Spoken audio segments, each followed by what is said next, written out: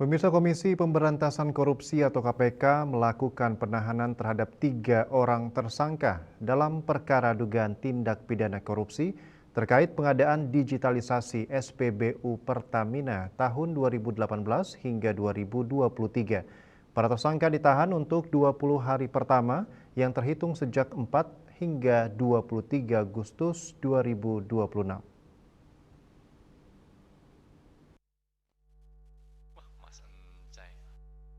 Komisi Pemberantasan Korupsi atau KPK melakukan penahanan terhadap 3 orang tersangka dalam perkara dugaan tindak pidana korupsi terkait pengadaan digitalisasi SPBU Pertamina tahun 2018 hingga 2023. Ketiga tersangka tersebut yakni DR selaku Direktur Enterprise and Business Service PT Telkom 2017-2019, WER selaku Senior General Manager Strategic Sourcing Operation PT Telkom 2012-2020, serta L selaku mantan pegawai PT Telkom sekaligus pemilik PT PCS.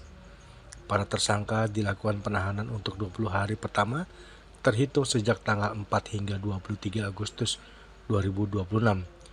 Pelaksana tugas Direktur Penyidikan KPK Ahmad Taufik Hussein mengatakan penetapan tersangka dilakukan setelah penyidik menemukan sedikitnya 2 alat bukti yang cukup.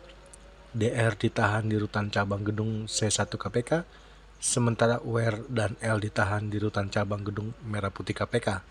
KPK menjerat ketiga tersangka dengan pasal 2 ayat 1 atau pasal 3 Undang-Undang Nomor 31 Tahun 1999 tentang pemberantasan tindak pidana korupsi sebagaimana telah diubah dengan Undang-Undang Nomor 20 Tahun 2021 Junto Pasal 55 Ayat 1 ke 1 KUHP.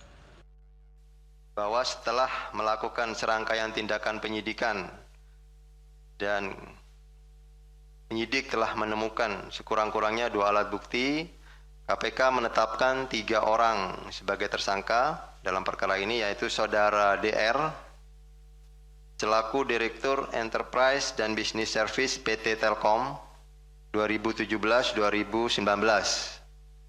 Yang kedua, Saudara WER selaku Senior General Manager Strategic Sourcing Operation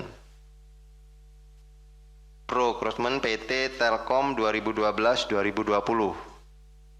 Yang ketiga, Saudara EL selaku mantan pegawai PT Telkom sekaligus pemilik PT PCS.